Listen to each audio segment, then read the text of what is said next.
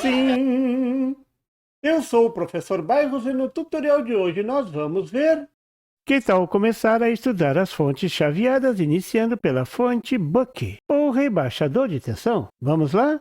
O circuito básico é mostrado na figura. No componente de chaveamento eu coloquei uma chave. Claro que na prática vai ser um transistor, pode ser um transistor de junção ou um MOSFET, IGBT, SiC e tudo mais que tem no mercado. Um detalhe importante é que eu vou considerar todos os componentes ideais. Ali está o indutor, que é o coração desse circuito. É ele que vai armazenar a energia elétrica no campo magnético, que pode ser medido pela variação da corrente no circuito. O diodo vai servir para descarregar o indutor, vou chamar de diodo de retorno. A resistência RL representa a carga, vou chamar de circuito de saída, e o capacitor em paralelo é o capacitor de filtro. Aqui vou considerar um capacitor ideal, filtra tudo. E isso é tudo sobre esse circuito, não podia ser mais simples. A forma mais didática é mostrar as formas de ondas nesse circuito, e tudo bem animadinho. Olhando as formas de ondas, você vai entender tudo bem direitinho. Inclusive, por que a tensão de saída é menor do que a tensão de entrada? Existem dois modos de funcionamento. Vou falar primeiro no modo contínuo, onde a corrente no diodo não chega a zero.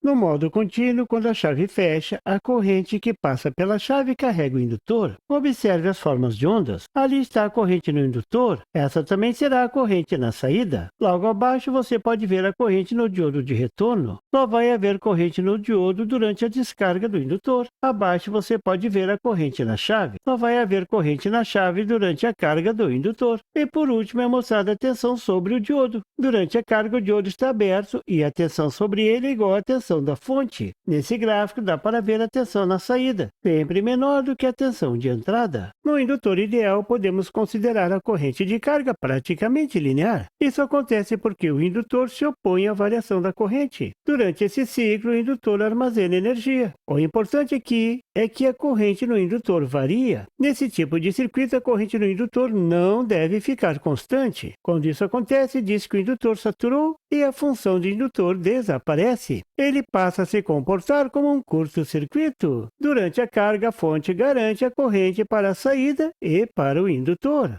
No ciclo de descarga, a chave abre e o indutor devolve energia armazenada na carga. Devolve mantendo a corrente no circuito. Aí entra em ação o diodo de retorno D1. Ele fecha o circuito para que o indutor mantenha a corrente circulando pela saída. Quando o transistor desliga, o indutor garante a energia para a saída. Pronto! E isso é tudo para esse tipo de circuito. O ciclo fica se repetindo continuamente. Tudo isso em altas frequências, carga e descarga do indutor. Note que a tensão na saída VO é a média da tensão da fonte VE e sempre será menor do que a tensão da fonte. O capacitor garante que a tensão se mantenha constante na saída, funcionando como um filtro, igualzinho esses dos retificadores que você está acostumado.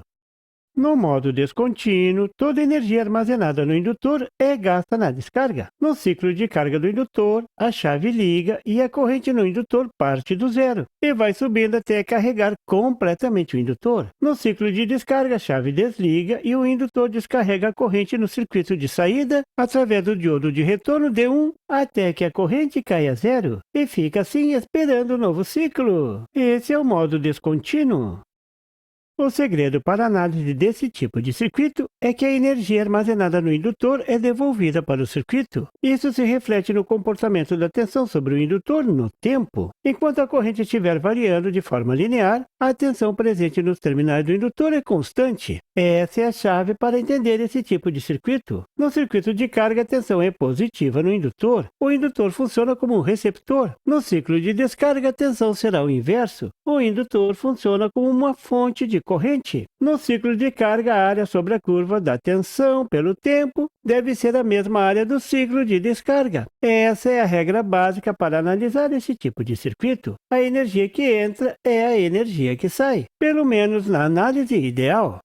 Então, é possível falar sobre a equação básica, que é a área 1 a área de carga é igual à área 2, a área de descarga. Então, quando o indutor está sendo carregado, a tensão no indutor vezes o tempo que ele fica carregado é igual à tensão no indutor enquanto está sendo descarregado, vezes o tempo de descarga. Durante a carga, a tensão sobre o indutor é igual à tensão da fonte menos a tensão de saída, VO. Durante a descarga, a tensão no indutor é igual à tensão na saída. Uma forma de especificar esses tempos é considerando o ciclo de trabalho. O tempo de carga do indutor vou chamar de tempo T. O tempo total, o período, vou chamar de tal. Esse T enfeitado. Agora veja a mágica. A razão entre a tensão de saída e a tensão de entrada é igual à razão entre o tempo T de carga sobre o período total, o tal. A literatura chama essa razão de delta, ou ciclo de trabalho. Então fica claro que para controlar a tensão de saída, basta controlar o ciclo de trabalho. Pronto! O primeiro segredo da fonte chaveada foi desvendado.